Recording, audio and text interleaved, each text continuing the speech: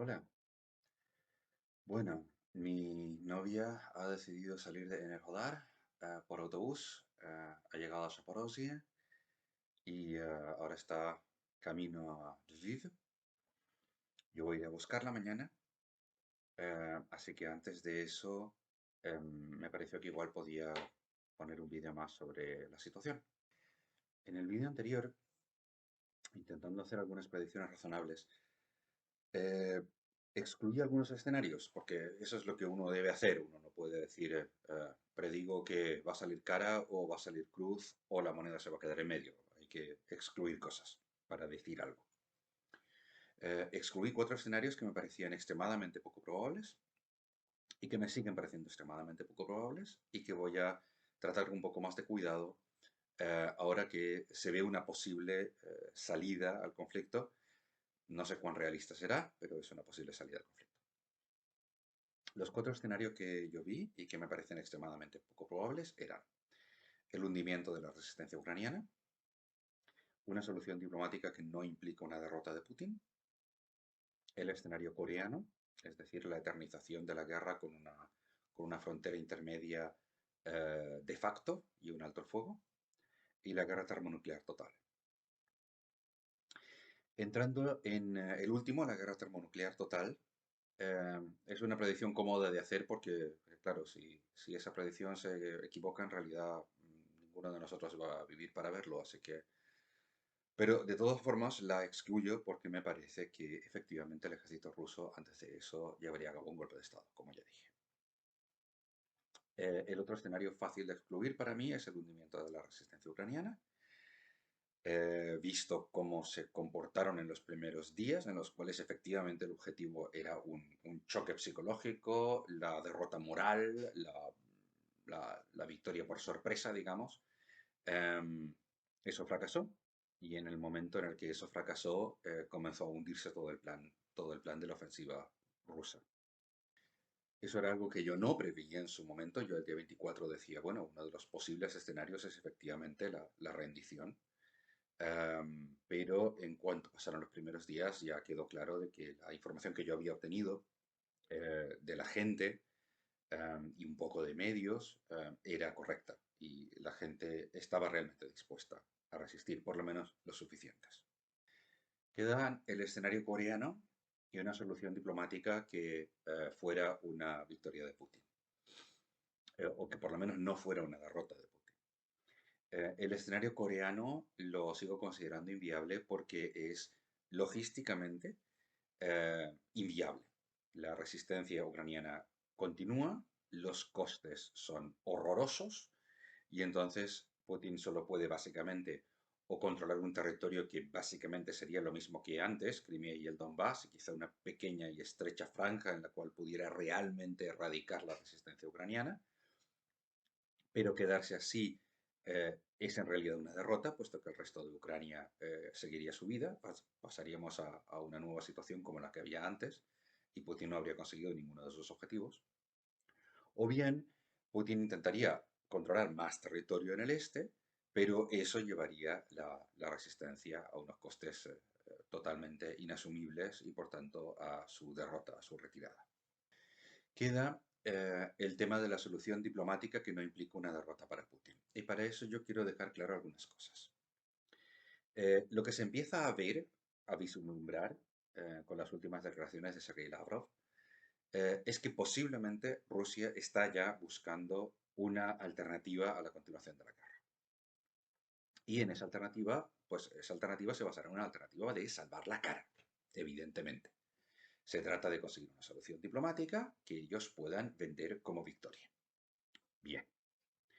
Evidentemente, la televisión estatal rusa puede vender una hormiga como un elefante o un pacifista sanitario como un terrorista islámico o un unicornio como una nave espacial.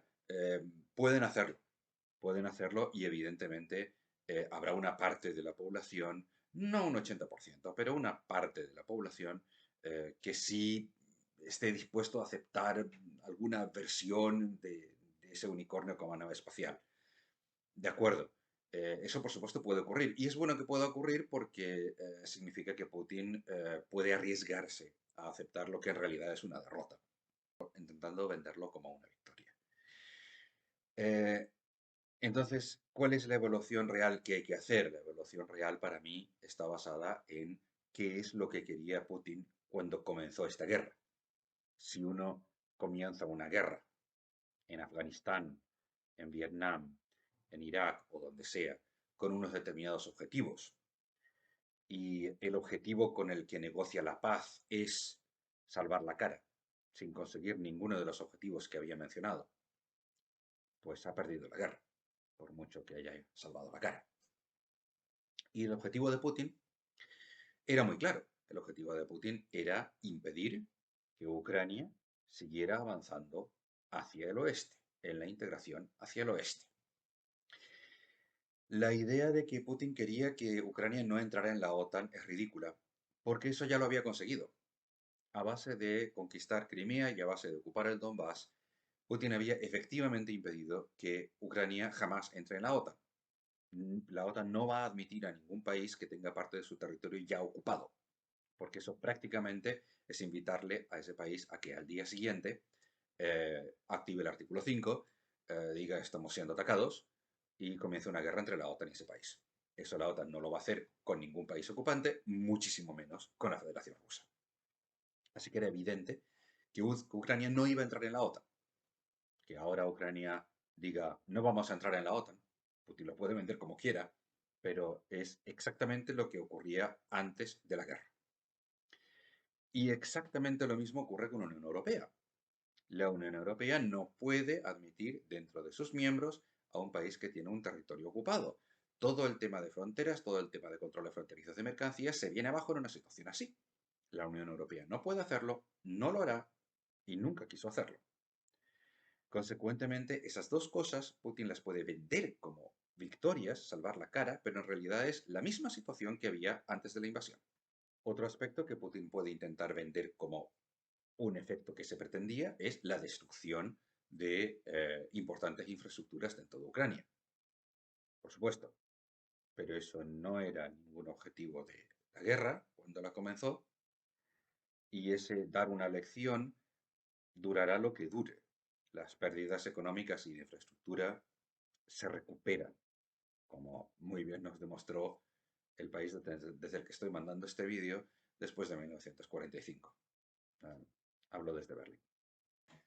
Si Rusia consigue obtener una rendición que implicara una cesión importante de territorio, por ejemplo Mariupol, entonces ya tendría más motivos para decir, bueno, no hemos ganado, pero tampoco hemos perdido.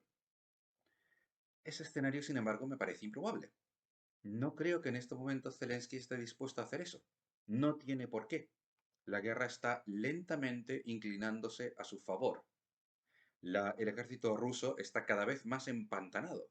No tiene motivos para aceptar eso y además le costaría el puesto. Es decir, ese escenario no me parece probable. Y no olvidemos tampoco los otros aspectos de la guerra. El tremendo coste humano, pero sobre todo económico, que tiene esta guerra para Rusia. Putin ha perdido una cantidad enorme de autoridad cara a los oligarcas, una cantidad enorme de autoridad cara a su propio ejército, si termina esta guerra retirándose de todos los territorios y sin haber conseguido ninguno de los objetivos iniciales. Rusia está bajo unas sanciones tremendas, buena parte de esas sanciones se van a ir reduciendo, pero no aquellas que afectan a la jerarquía, la cual por tanto está dolida y ha perdido mucho. Rusia va a tardar también años a recuperarse, muchísimos más que Ucrania. Y Ucrania puede aprovechar una unión cara a la OTAN y cara a la Unión Europea que sea nominalmente seguir estando fuera, pero en la realidad seguir estando, o sea, entrar dentro. La Unión Europea ya está ofreciendo a los ciudadanos ucranianos cosas que antes solo ofrecía a sus propios ciudadanos. Esto va a seguir. La integración de Ucrania hacia el oeste, por tanto, no solo no va a detenerse, sino que se va a acelerar. Y esta Ucrania, hablamos claro de la Ucrania libre, Y esta Ucrania va a recuperarse, por tanto, del golpe económico mucho más rápidamente que la propia Rusia. Si unimos a eso la pérdida de lazos económicos y la pérdida de autoridad diplomática, el resultado final es un desastre. Es un desastre para Rusia y es una derrota. Intente venderla el señor Putin como lo intente vender. Finalmente, una observación. Ucrania puede, efectivamente, como modo de evitar esta guerra o de terminar esta guerra y de conseguir un retorno a la estabilidad, prometer, jurar y firmar cualquier acuerdo o declaración, incluso en su propia constitución, que diga que nunca entrarán en la Unión Europea y nunca entrarán en la OTAN. Ujú. ¿Alguien cree que esos papeles van a durar un día más de lo que dure la posibilidad real de una amenaza rusa? ¿Alguien cree que esos papeles van a servir de algo cuando Rusia cambie o Putin haya muerto y Rusia está enfrascada en sus propios problemas? Por supuesto que no. Ucrania sigue siendo un país soberano y los países soberanos toman sus propias decisiones y las cambian cuando lo consideran oportuno.